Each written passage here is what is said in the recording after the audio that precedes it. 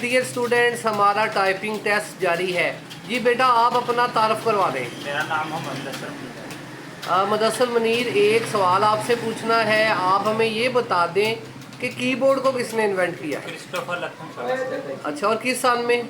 1868 में। 1868 में। शाबाश बेटा, वेरी गुड। आप टाइप करना स्टार्ट कर दें। Very good.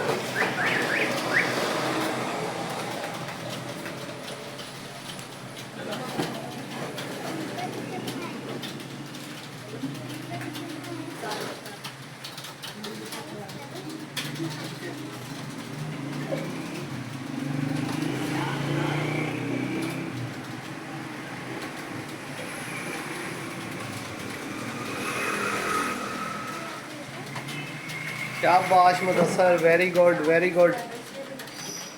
आप बिल्कुल सही जा रहे हैं।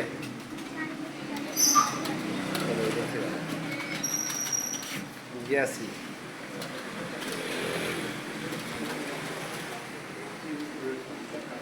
यस जी मुदस्सर मनीर, स्कोर आया है 52। शाबाश जी, 50 से ऊपर है तो लिहाजा हम आपको 25 में से पूरे 25 नंबर दे रहे हैं। Thank you ji, thank you, शाबाश।